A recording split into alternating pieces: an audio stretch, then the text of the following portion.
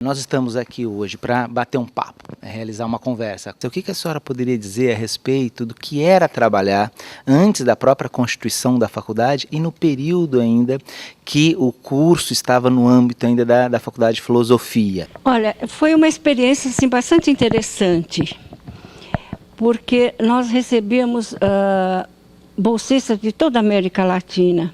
Eles não falavam nada de português, era só língua latina, né? O espanhol. Então, mas eles se acostumavam rapidamente conosco. E eles eram muito festivos, gostavam muito de fazer festas. E tanto que o Centro Regional ficou famoso pelos bailes que se faziam no final de semana. E muito casamento saiu desses bailes, aconteceram por meio desses bailes. Então era assim, era muito prazeroso. E outra coisa também, algumas empresas, como de sorvete, eles colocavam geladeiras com sorvetes para fornecer aos bolsistas, mas nós somos funcionárias, né? E então a divisão chamava DAM, Divisão de Aperfeiçoamento do Magistério. E nós éramos em 13 moças. Datilografava o dia inteiro. Máquinas manuais, depois começaram a vir as máquinas elétricas,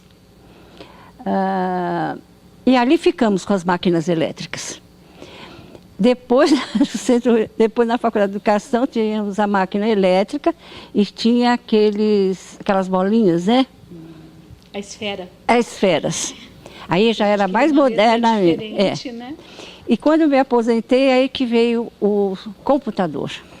Eu queria comentar um episódio que meu pai me contou, que eu posso falar sem ser com certa impostura, eu posso falar de quando eu era criança, mas tem muita coisa que eu ouvi, tanto do meu pai quanto de funcionários que trabalhavam aqui, né? E tem um caso que ele contava de quando os funcionários, e talvez a Arlete possa dar mais informações sobre esse caso, quando os funcionários que passaram por diversos, foram da Unesco, passaram pelo MEC, né, e quando a Faculdade de Educação, o Departamento de Educação da Faculdade de Filosofia veio para o prédio do Centro Regional, os funcionários alguns foram convidados a permanecer na Universidade de São Paulo e outros foram transferidos para o MEC, para o Ministério da Educação. Isso foi em 69 e o MEC ainda funcionava parte em Brasília, parte no Rio de Janeiro. E esses funcionários que foram convidados acho que todos, eles precisavam rescindir o contrato. Os que não iam permanecer no MEC precisavam rescindir o contrato. Então, era necessário viajar até o Rio de Janeiro e lá no Rio de Janeiro rescindir o contrato e receber o que seria lá o equivalente a um fundo de garantia, né? E os funcionários foram em massa para o Rio de Janeiro, não sei, essa é a história que eu ouvi, né? Foram em massa para o Rio de Janeiro e receberam a bolada, né? Receberam o dinheiro da rescisão, né? E aí muitos deles já aproveitaram que estava propiciamente no Rio de Janeiro e já gastaram a bolada. E voltaram para São Paulo. Alguns, né? Outros não, outros mais precavidos colocaram o dinheiro no bolso e voltaram para São Paulo de imediato. Eu talvez fosse do primeiro grupo, que fosse gastar o dinheiro na gandaia, mas de qualquer forma, quando eles voltaram aqui e iam permanecer na Universidade de São Paulo, eles precisavam repor esse dinheiro para constituir a contribuição para o fundo de previdência vigente na época, né? E aí eles ficaram meio que sem chão, né? Como é que eles iam pegar o dinheiro que eles tinham gastado e contribuir e integrar ao sistema de previdência do Estado, né? E aí tiveram que fazer dívidas, e aí quem acabou emprestando dinheiro para esses funcionários foram os funcionários que guardaram o dinheiro que que receberam lá no Rio de Janeiro. De 63 até 69 ou 70, eu estive no Centro Regional. Depois disso, eu fui absorvida pela faculdade. Tive assim, enorme satisfação de conhecer esse mundo da universidade, que eu não conhecia. Era muito nova na época também. Aí eu tive assim, uma enorme satisfação de poder conhecer o professor Quirino, muito querido. Ele me trouxe o pedido de aposentadoria para que eu datilografasse, eu me recusei. Aí ele me obrigou, falou bravo comigo, não tive escapatória. Depois ele se aposentou, o secretário-geral também saiu da faculdade, e aí veio o professor Roque. Este homem foi assim uma coisa boa que aconteceu na minha vida, porque foi um homem que me ensinou muito, que me fez apreciar a leitura. Ele me trazia livros para ler, perguntava se eu tinha gostado, o que eu tinha achado. Então eu aprendi a ler, que eu não sabia o que era ler um livro. Então foi muito prazeroso, fora que foi um homem muito humano. Depois até que ele me levou para o departamento. E lá fiquei com ele mais 4 anos. Depois dele veio o professor Celso Baisgo, que também é um canto de pessoa, que sentava na frente da minha mesa e falava sobre as filhas, principalmente a Mariana, que eu acho que dava trabalho para ele, porque ele comentava muito, e conversávamos muito. Depois veio o professor José Mário. Eu tinha medo dele. Ele tinha um jeito de ser uma pessoa muito brava, mas não era. Era também um encanto de pessoa. E uma coisa que eu nunca me esqueci, falo de vez em quando, eu falei, você só quer isso para agora? Ele falou assim, porque dá de chover, então vamos fazer agora. Então isso eu não esqueci nunca mais. Depois veio o professor Evaldo Amaro Vieira, mas com ele eu fiquei pouco tempo, porque eu já estava com tempo para aposentar. E o INSS me deu uma canseira imensa, tanto que em agosto de 93 realmente saiu a minha aposentadoria. Eu entrei aqui na Faculdade de Educação, Faculdade de Educação, porque foi em 1981. A minha mãe já trabalhava aqui. Ela trabalhava nos serviços gerais e assim, eu não tinha ideia do que era a universidade. Apesar da minha mãe estar aqui, eu trabalhava já há algum tempo fora, trabalhava no escritório de contabilidade. E assim que eu fiz os 18 anos, ela falou, olha, tem vaga, então eu falei, vou prestar e vou tentar, né? Porque era um salário legal, né? Entrei para trabalhar na contabilidade, como o cargo era oficial de administração. 2 anos depois abriu ou o inverso, era escriturário. Era escriturário escriturário, isso. E aí 2 anos depois abriu um concurso também interno para oficial de administração. E eu já gostava muito de trabalhar na contabilidade, gostava muito daqui. E fiquei com receio de prestar e ter que sair da contabilidade. Mas prestei, saí e fui para um setor que hoje já não existe mais, que é o Serviço de Apoio à Pesquisa. E depois foi incorporada a biblioteca, né? E eu trabalhava com Maria de Jesus, com a Ana Baiana, que a gente chamava, é um pessoal muito legal, Marucha, a Maria Helena Crespo, né? Um pessoal muito, muito legal, que também fiquei encantada de trabalhar com eles.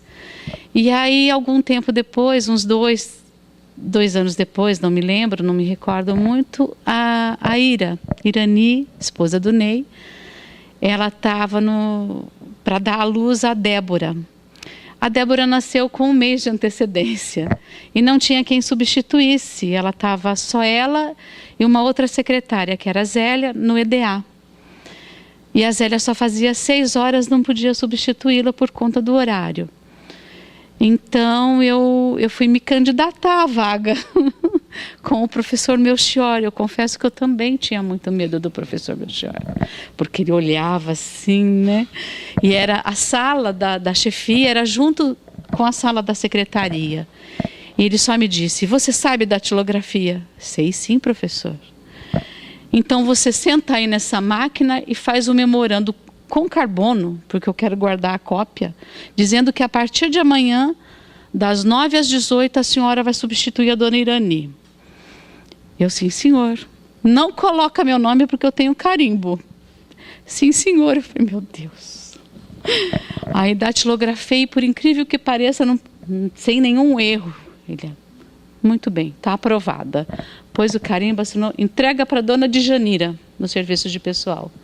A partir de amanhã eu quero você aqui. E foi muito, muito legal, porque assim, foram outras atividades, né? São atividades diversas, porque quando eu cheguei, eu já peguei um curso de extensão organizado por todos os professores do departamento.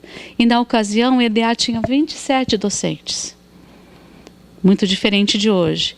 E todos eles se reuniram para fazer um curso de extensão. E isso consistia em organizar a lista de presença, a reserva de sala, a reserva de água, café. Era tudo, né? A frequência, a nota, os textos. Então eu me via sozinha com tudo aquilo. Mas assim, era um dia muito cansativo. Mas no final do dia era recompensador.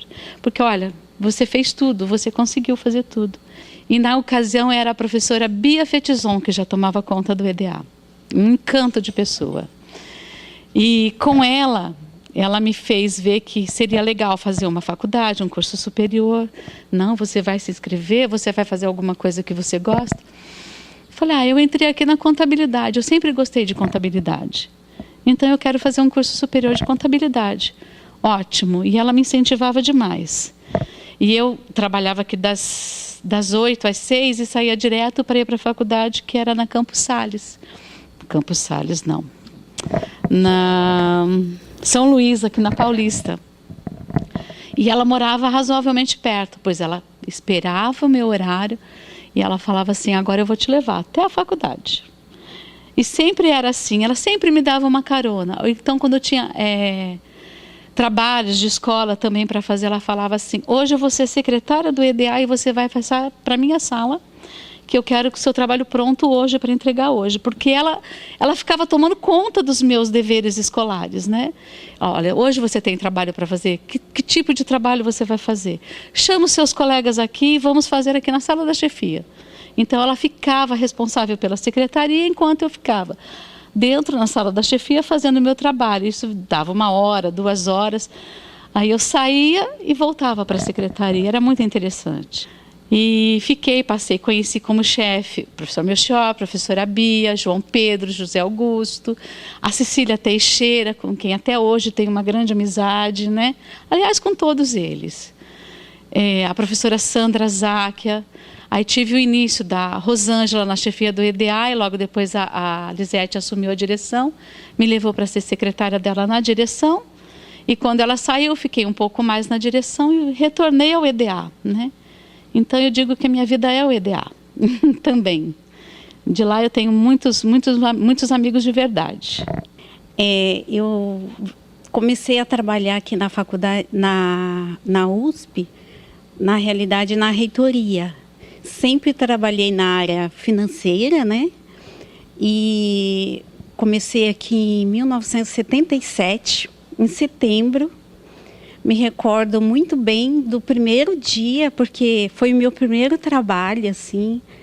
E eu me recordo muito do primeiro dia que eu cheguei aqui. E antes de eu conhecer aqui a universidade, eu tinha, assim, uma imagem da USP, assim, um prédio. Não imaginava que fosse de fato, essa cidade, né? Então, quando eu cheguei aqui, eu me senti até meio perdida aqui. E foi muito bom. Foi, assim, uma felicidade muito grande conseguir trabalhar aqui na universidade. Eu trabalhei na reitoria como auxiliar de administração, na época. Na realidade, o cargo era escriturária nível 1. E, ao longo do tempo, foi tendo uma mudança na carreira, né? E em 74, foi quando, como eu já trabalhava na área de finanças, eu resolvi fazer um curso de contabilidade. Eu me recordo que, na época, quando eu entrei na faculdade, entrei na PUC, e era difícil pagar a faculdade nessa época, para mim, porque o meu salário era o meu salário. E, naquela época, já era um salário razoável se você comparasse com fora da universidade. Mas, mesmo assim, eu tinha outros compromissos em casa, então era difícil para pagar.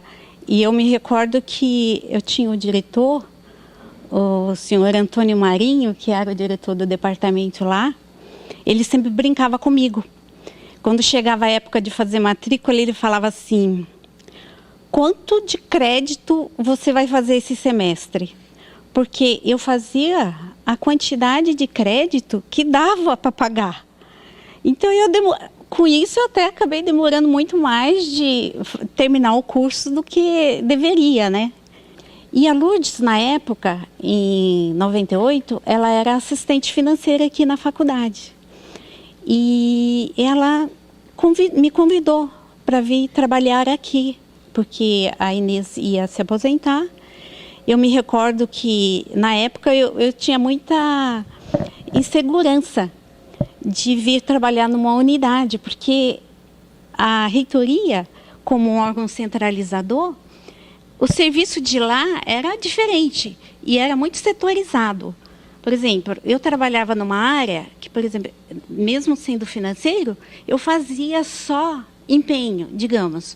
O outro só conferia licitação. O outro só fazia adiantamento. O outro prestava contas. Eram setores assim, porque nós atendíamos a USP inteira. Eu me recordo uma vez que prestação de contas de adiantamento, Solange vai lembrar disso. Era um volume tão grande, porque a gente comprava muito à vista. Era um volume tão grande e as prestações de contas eram conferidas, auditadas pela reitoria. E futuramente, eventualmente, por Tribunal de Contas. Eu me recordo que a gente tinha tanta prestação, e eu trabalhava nessa área, que a gente tinha tanta prestação para conferir, que nós éramos, em média, acho que uns 15 contadores, a gente não dava conta. E, assim, a minha experiência aqui na faculdade não é mais da área administrativa mesmo, né? Que vem desde a época que eu entrei, da máquina de escrever, manual, daquelas calculadoras, que tinha aquelas fitas enormes, né? E que aquelas bobinas. E hoje a gente se lembra disso e acha até engraçado, né? Quando hoje eu falo para minha filha que a gente trabalhou numa máquina assim, ela até fala assim, nossa, a pessoa tinha que ter muita vontade para poder conseguir resultado com aquilo. Que imagina fazer conta com aquelas máquinas manuais, né? Enquanto que hoje a gente vê essa facilidade toda da informática. E eu sempre trabalhei nessa área de finanças. É uma área que eu, na época, quando eu prestei o vestibular e fiz o curso, foi uma área que eu não esperava. Eu sempre quis fazer psicologia. Olha a contradição. Ainda dá tempo. Mas acabei ingressando nessa área. Eu gosto muito. Hoje eu trabalho assim com muita alegria. Aí, na época da gestão da professora Sônia Penin, ela me convidou para ficar como assistente financeira. E foi uma experiência muito boa. Eu aprendi muita coisa. A professora, ela me ajudou muito também. E eu penso que eu ajudei também bastante o pessoal que trabalhou comigo, né? E foi bem legal a experiência. E depois, quando terminou, que já era até meio que um combinado com a professora Sônia, né? Veio a professora Lisete e logo em seguida a professora Lisete convidou a Maria Auxiliadora, que hoje é a nossa assistente financeira. Eu voltei para o setor de contabilidade e continuo trabalhando lá até hoje. E agora eu acho que agora em setembro vai fazer 42 anos que eu trabalho aqui na universidade. Tenho uma lembrança muito boa daqui. Eu particularmente, tudo que eu adquiri em termos pessoal foi em função do que eu trabalhei aqui. E é uma experiência muito boa de estar aqui ainda até hoje. Por mim, eu trabalharia mais os 42 anos. Mas, quem sabe agora eu estou numa reta de aposentadoria. Eu vou ficar muito triste de deixar aqui. Eu fiz muitas amizades. Eu tenho um bom relacionamento aqui com todos, com os professores, com os colegas de trabalho. Eu acho que as pessoas que têm contato comigo poderia até melhor definir isso, né? E é muito bom trabalhar aqui. Eu amo isso aqui. Então, pedi o Ricardo para contar para a gente alguma coisa, né, da sua vida profissional aqui e mesmo da sua vida pessoal, que eu acho que você tem alguma coisa bem interessante para a gente. E eu me lembro que há 10 anos atrás, quando a faculdade comemorou seus 40 anos, eu participei de um encontro, assim como esse, né, em que estava o professor Celso Baisgel, e eu fiz uma observação, eu muito inadvertidamente fiz uma observação, que na década de 80, a faculdade, o espaço físico da faculdade era muito precário, e de fato era, né? Não sei se vocês lembram, né? O prédio, o bloco B, o antigo prédio do Centro Regional havia sido demolido. O prédio do bloco B recebeu toda a parte administrativa da faculdade, então era tudo misturado. Você saía de uma sala de aula, era uma sala de trabalho administrativo. E então, quer dizer, além do prédio do bloco B da faculdade ficar subdimensionado, né, para o uso que ele tinha, era tudo muito precário. Quando chovia dentro do prédio, os corredores, a gente não conseguia andar nos corredores, era tudo muito precário. Quebrava um vidro e não se repunha o vidro, né? Se colocava um Eucatex, e a tinta era sempre a mesma, aquele marrom escuro que servia para tudo, para pintar o Eucatex, para pintar a estrutura do prédio, a porta. Era uma tinta a óleo que virava padrão. Praticamente, acho que se tem uma identificação da faculdade nos anos 80, era a tinta a óleo marrom. E aí eu falo que foi inadvertido, porque aí o professor Celso Baisgel falou: olha, Ricardo, eu concordo com tudo que você falou, mas isso aconteceu justamente quando eu fui diretor da faculdade, né?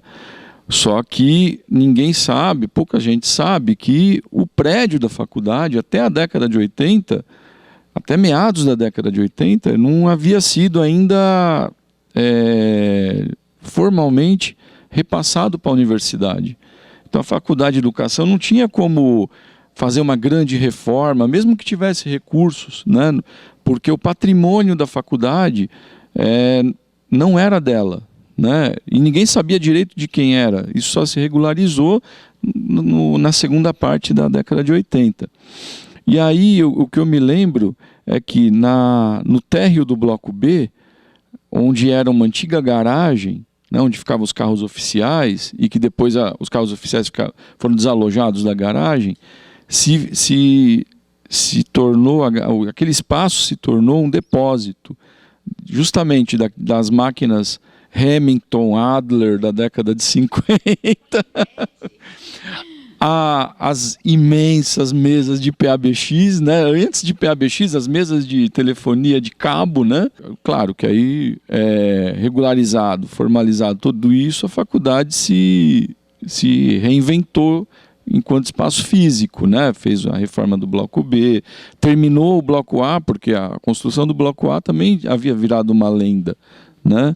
Ficou parada por muito tempo. Começou em 79, acho que só foi entregue pelo professor Campino em 86, né? Então, foram 7 anos para construir um prédio que poderia ter sido construído em 2, né? Que é de concreto armado, né? Então não tem muito segredo. A minha trajetória, eu não tenho como não falar, né, que eu fui concebido nessas dependências. A minha mãe, em 1972, ela veio num projeto que eu acho que era uma cátedra da Unesco, que recebia, eu brinco, eu falo que é a educação à distância ao contrário. Eles pegavam os professores que eram de outros estados e traziam aqui para o Centro Regional e para a Faculdade de Educação. E a minha mãe veio nessa leva. Ela era professora da rede pública do Rio Grande do Norte, em Natal, se inscreveu num curso do Centro Regional, não lembro se foi do Centro Regional ou da faculdade, creio que tenha sido do Centro Regional, um curso até do professor Nélio Parra, ela comentava muito. E aqui ela conheceu meu pai, né, que já trabalhava aqui desde 62. E aí eu acho que os dois eram muito tímidos, mas de fato ela foi embora sem muito ter dado bola para ele. E ele também não se declarou. Só que os dois eram. Também é verdade. É. Ele que incorporou. Desculpa, Lê. Ai, desculpa eu. Ele que incorporou, ele que fazia o café. Ele veio para ser copeiro, para trabalhar na cozinha, né?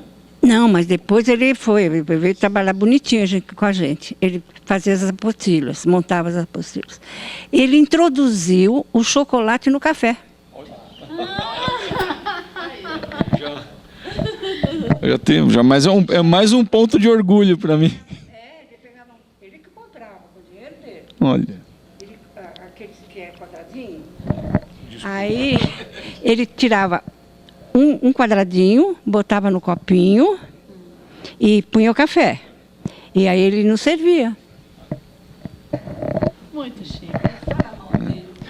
Eu vou falar porque ele nunca fez isso para mim. Ele nunca colocou chocolate no copinho para mim, Arlete. É importante falar o nome do seu, viu?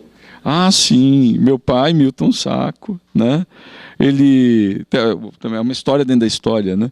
Ele era tratorista lá em São Manuel, no interior de São Paulo, na fazenda do Adhemar de Barros. E era mesmo do Adhemar de Barros, não era a fazenda. Era a fazenda onde o Adhemar de Barros levava os filhos, não sei, já tinha neto, acho que tinha neta já, que ele era cavalariço da neta também. E aí ele chegou no limite dele, ele falou, olha, eu vou embora, porque tem um tio meu que mora em São Paulo, trabalha na Probel, fazendo colchão, banco de carro, eu vou para lá, porque ele me arranja um emprego lá, né? E aí ele chegou, foi lá para Vila Cisper, lá para a Zona Leste, né? São Miguel, aí chegou lá e não tinha emprego nenhum. O tio dele falou, olha, está numa crise aqui, sinto muito, volta para... E quando ele foi sair lá de São Manuel, o Adhemar de Barros em pessoa chegou para ele e falou assim, meu filho, eu não te dou uma semana, você está aqui de volta, né? E ele chegou aqui em São Paulo, na rodoviária, ali na Júlio Prestes, e pegou uma chuva e a mala dele de papelão já desmanchou.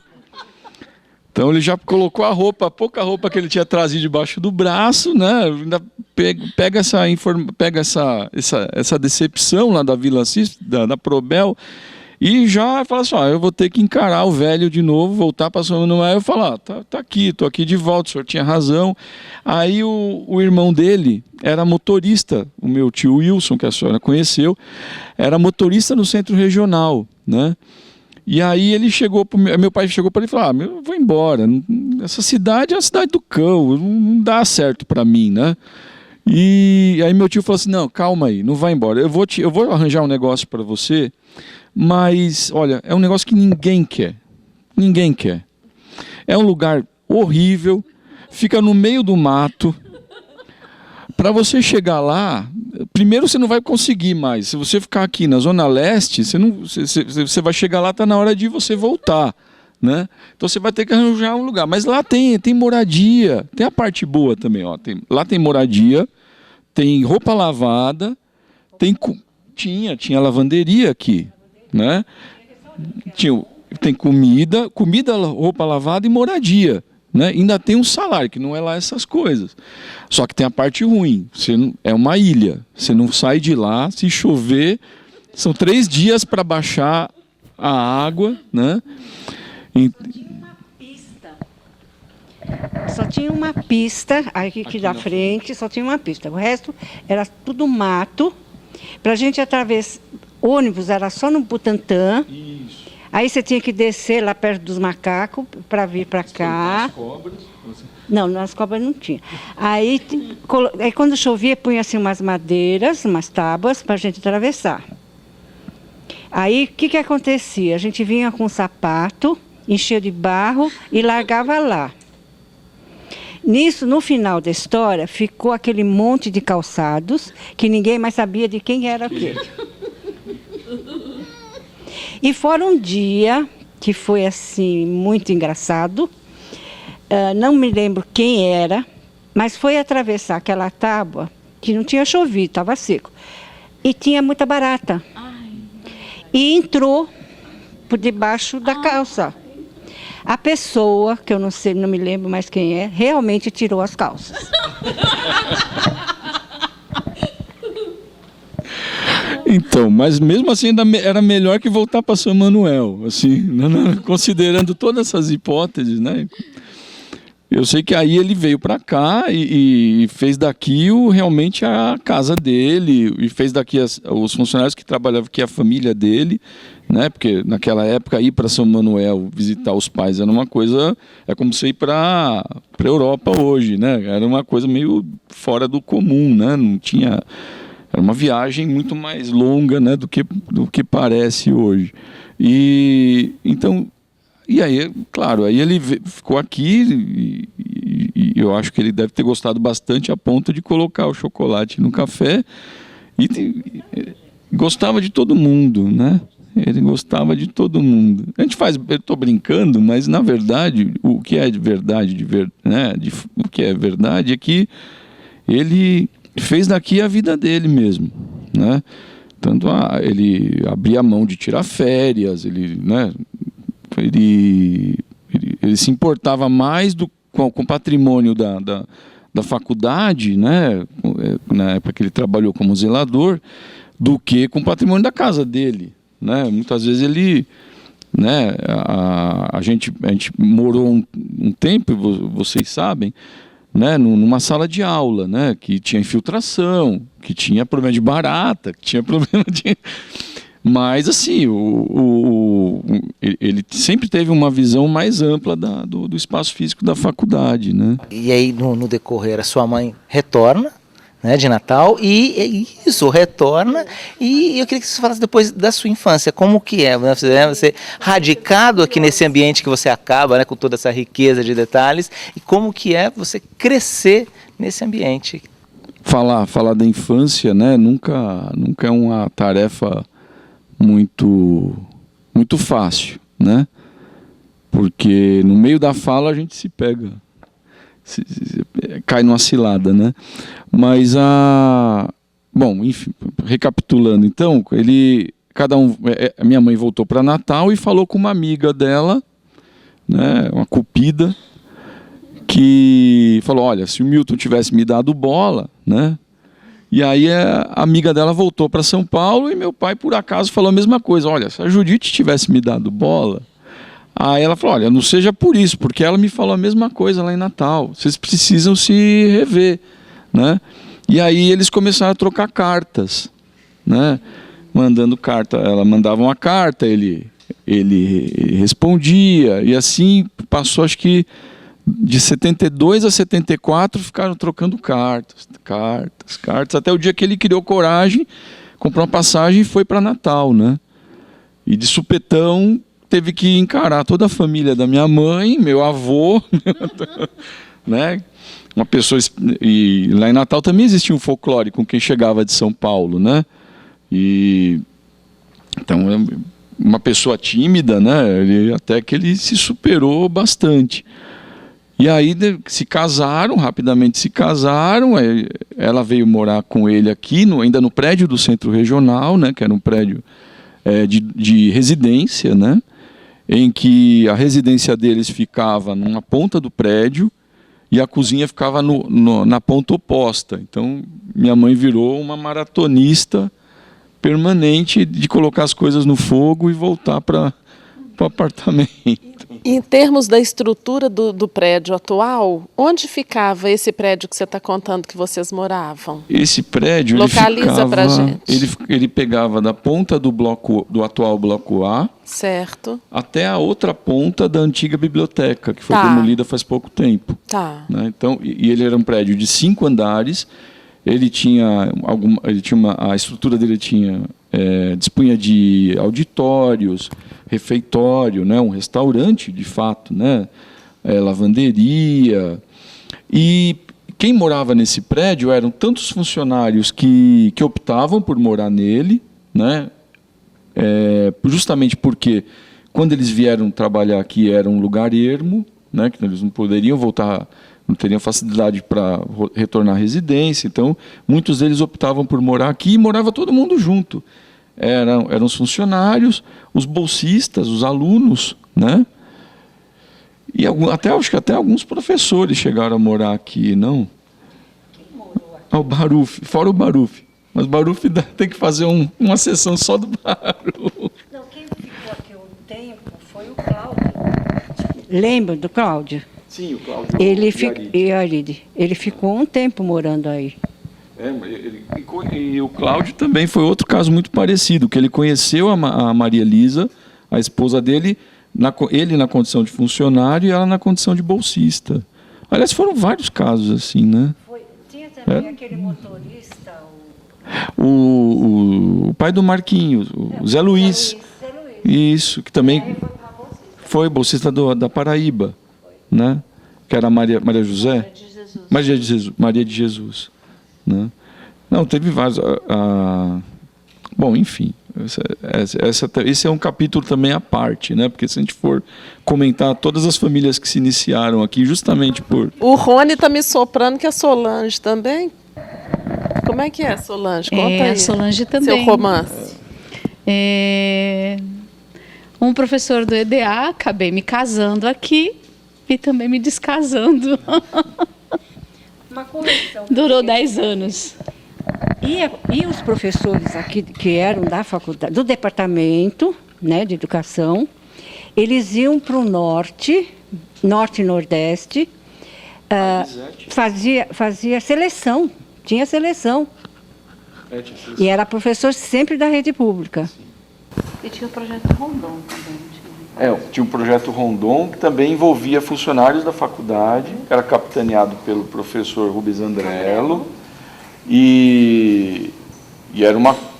A gente não tem... É difícil a gente ter noção da amplitude desses projetos, porque esses projetos pegavam os funcionários corriqueiros, assim, por exemplo, o pessoal dos serviços gerais, porteiro, e colocava para tocar o projeto em Rondônia, em Manaus, né?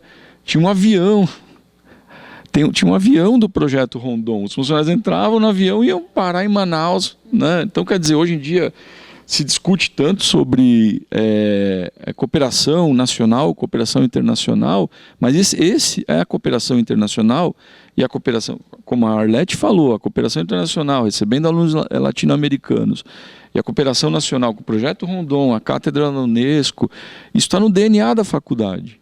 Né? A faculdade nasceu para a educação nacional. Né? Unesco, Unicef e OEA. Bom, enfim, aí eu nasci.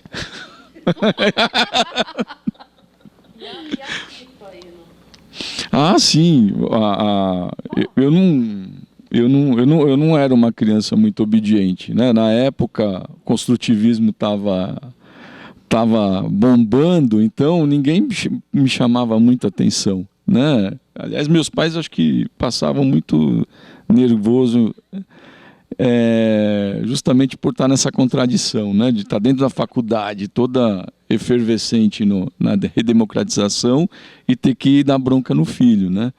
Então, aí, claro, como a professora Elizabeth falou, por exemplo, aquele telhado do bloco B é um telhado extremamente propício para empinar pipa, né?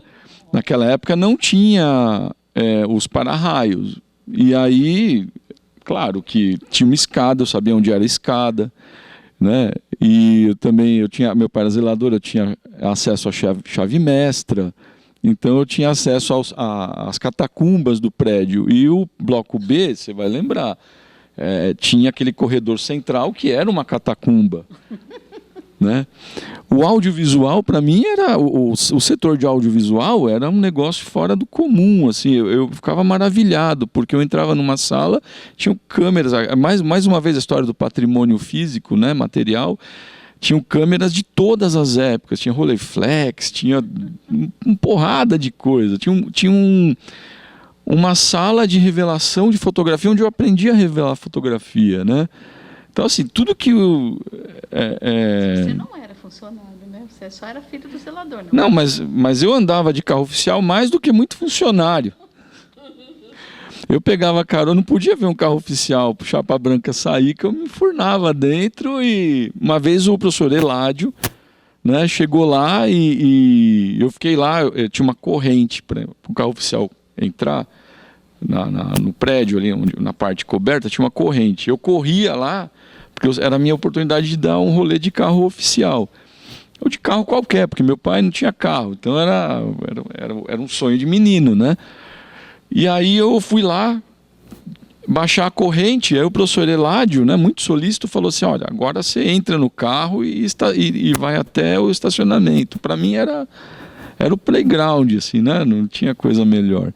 Então a faculdade também, eu acho que eu fui uma criança meio institucionalizada nesse sentido, né? De que os meus brinquedos e o espaço que eu usava para brincar não era o espaço que se acostumava, que era esperado. Uma vez eu me lembro, eu e outros filhos de funcionários, né? Aqui no meio dos blocos da faculdade, tinha muito entulho, né? Era justamente essa época de situação precária de espaço físico. E também da construção do bloco A, né? Então a gente invadia a construção, pegava material, e a gente começou a fazer um barraco no meio dos dois prédios. E aí no primeiro dia, o Cláudio Aride, né, que era o assistente administrativo da faculdade, né, o diretor administrativo da faculdade, ele passou lá e ele achou engraçado. Ele falou assim, olha que bom, olha as crianças se divertindo aí, né, não colocando muita fé que aquilo fosse para frente, né. Aí no segundo dia ele passou, o negócio já tinha 4 paredes. Aí ele falou assim, olha, vamos ver até onde isso vai, porque o negócio está ficando complicado. Aí tinha prego envolvido, né, madeira com farpa. Aí no terceiro dia ele passou, já tinha um Eternite em cima, assim. Aí ele falou assim, pronto, agora acabou a brincadeira. Não, no quarto dia, quando a gente levou a tinta marrom escura do padrão da faculdade para pintar, aí ele já tinha mandado derrubar, porque ali já estava, o lúdico já tinha tido seu lugar, né? Meu pai chegou e falou assim, não dá para você ficar parado em casa, assim, você tem que conciliar o estudo e o trabalho, você tem que trabalhar. E aí eu já vinha trabalhando com o professor Carelli, com um negócio que eu fiquei meio fascinado, com os testes psicométricos, né, com o trabalho estatístico. E o professor Zé Augusto Dias, né, ele viu o trabalho que eu estava fazendo com o professor Carelli e me convidou para ir trabalhar no Conselho Estadual de Educação, justamente com o levantamento estatístico que ele estava fazendo lá. Eu devia ter uns 19, 20 anos.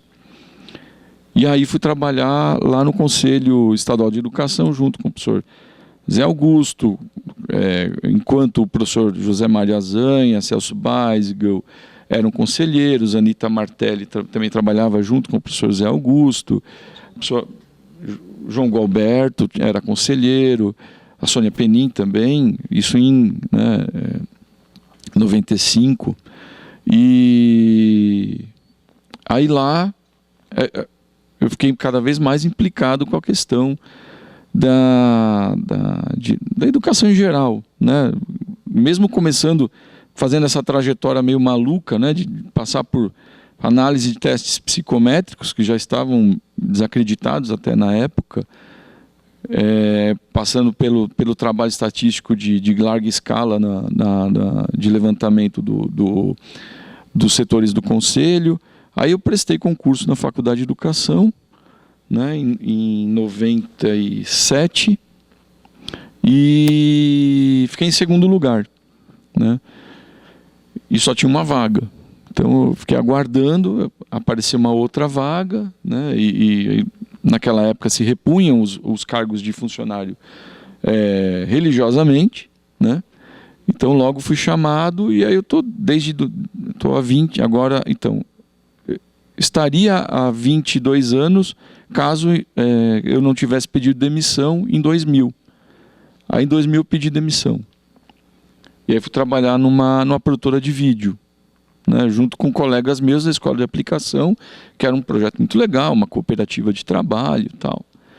E aí eu falei, pronto, agora cortei os meus laços com a faculdade, vou viver uma outra vida, vou fingir que, né, não tenho nenhum vínculo com educação, mas aí não deu certo, né? Não deu certo porque aí também não gostei de trabalhar lá, não era a minha praia. E aí prestei concurso novamente para a USP em geral, para vários setores, várias unidades que abrisse seleção, né? E aí prestei para 3 e passei em 2. Passei na Maria Antônia, no centro da Maria Antônia, e passei aqui na Faculdade de Educação de novo, né? Mas aí eu já estava em outra condição, já tinha casado, estava morando aqui perto, aí eu optei por vir trabalhar aqui no programa de pós-graduação, onde eu... Não, desculpa, na sessão de estágio, né? Onde eu fiquei até ir para o setor de comunicação e mídia. E aí eu já pulei de vários setores, né?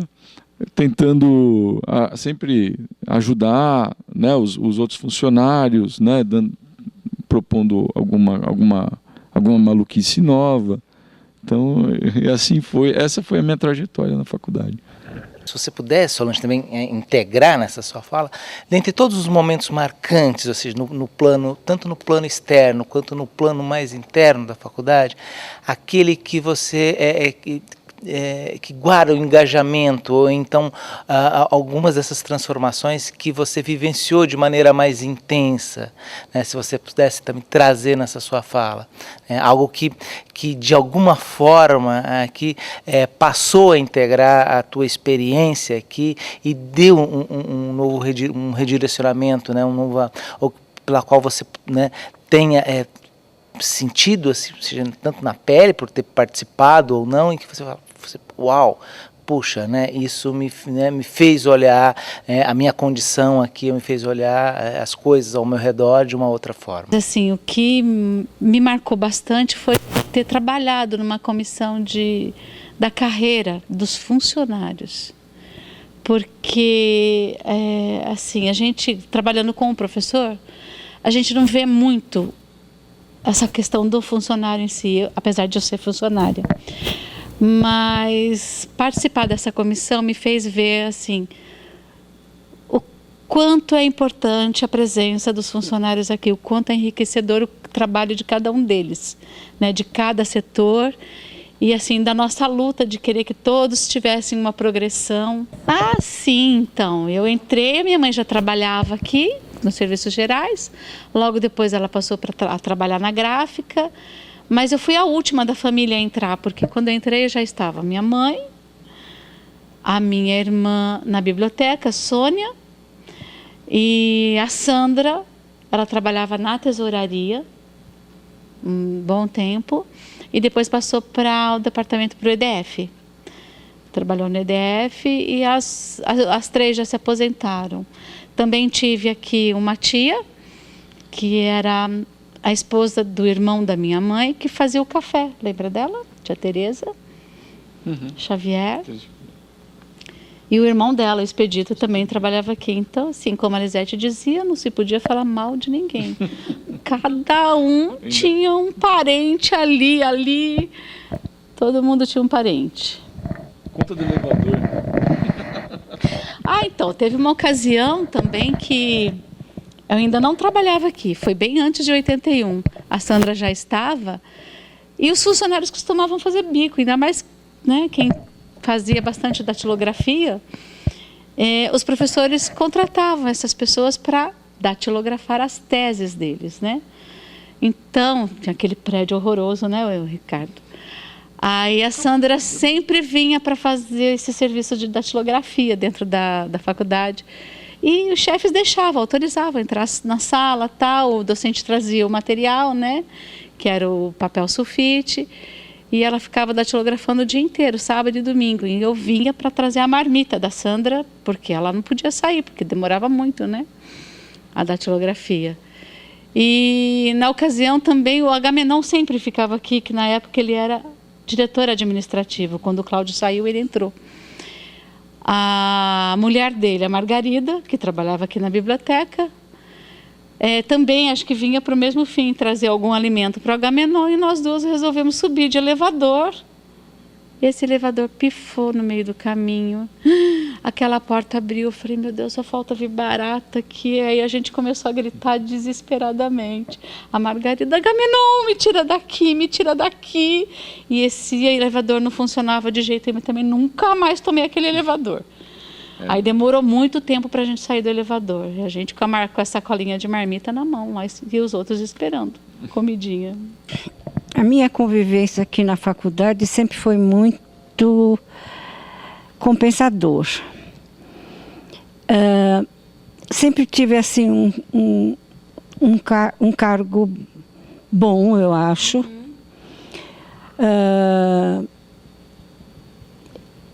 Fui para a diretoria, aprendi o que é política na direção. Aí eu vi o que um professor é capaz de, na qualidade de diretor, fazer. Às vezes um professor que não é da política dele, qualquer coisa assim, ele se debulhar, se fazer, vai até a reitoria para resolver o problema daquele docente. Então isso para mim foi muito compensador. Então ser político eu acho que é uma coisa muito complicada, mas é enriquecedor. Arlete, você deu conta por conta da leitura, né, que o Roque, professor Roque, tanto te incentivou, então você deu conta de fazer a tese. Engraçado que ele perguntou, o que você gosta de ler? Eu falei assim, não sei, eu não tenho o hábito da leitura, né? Ele falou assim, você gosta de... não me lembro bem, ele falou assim, vou te trazer os livros. Aí ele começou a me trazer os livros da Agatha Christie. Nossa, eu achei aquilo fabuloso. Eu vivia o personagem do livro, a minha cabeça viajava. Aí eu li aquilo muito rapidamente, e ele ia trazendo mais e mais, até o momento que ele escrevia para o jornal, mas com outro nome, também assim, uma literatura, mas ele tinha um pseudônimo. Era Bartolomeu de não sei lá das quantas. E ele começou a trazer também esses artigos que ele escrevia para o jornal. Eu fiquei encantada, Li acho que quase todos os livros também. Eu só queria, dona Lete, aproveitar, nesses empréstimos de livros do professor Roque com a senhora, se chegaram a conversar a respeito da senhora dizer ao professor Roque qual foi a sensação de ter lido, vocês chegaram a conversar a respeito dos livros que ele emprestava para a senhora, como que era isso? Ele só ficava muito feliz, acho eu que ele ficava feliz, quando eu falei, professor, eu já li esse e gostei muito, acabava a história aí. Apesar do discurso sempre colocar a educação como uma questão importante, a Faculdade de Educação ela é um Dom Quixote no meio só de moinhos de vento, quer dizer, não tem... eu acho que não paira nenhuma dúvida que tanto funcionários, quanto alunos, quanto os professores e o público que eventualmente vem à faculdade, todas essas pessoas estão imbuídas da melhor das intenções, né? Porque elas trabalham com a diversidade, né? A educação no Brasil sempre tem que superar obstáculos, né? E não é diferente para a instituição da Faculdade de Educação, né? Eu acho que isso é um entendimento. A gente sempre parte a gente nunca parte de uma situação favorável, nem que seja, mesmo que seja por um projeto ligado ao Ministério da Educação ou um projeto fomentado pelo Banco Mundial. Não, a gente sempre tem que reinventar o discurso pedagógico, sempre tem que reinventar a educação, e a faculdade está sempre com esse desafio no horizonte. Então não é uma tarefa fácil para a instituição da Faculdade de Educação, né? Isso falando. Agora, o que isso reflete em mim, né? É um pouco diferente, porque a minha história é outra com a faculdade, né? O meu universo sempre foi da faculdade para fora, e nunca de fora para dentro, né? Então, para mim, é uma questão mesmo existencial, né? Uma existência crítica, né? Agora, a gente tem sempre que ter essas duas dimensões, né? Do que o nosso trabalho, né, enquanto funcionário, reverte para o funcionamento da faculdade, e o papel que a faculdade tem no cenário mais amplo, né, de formação de professores e de pesquisadores em educação para o resto do país, né?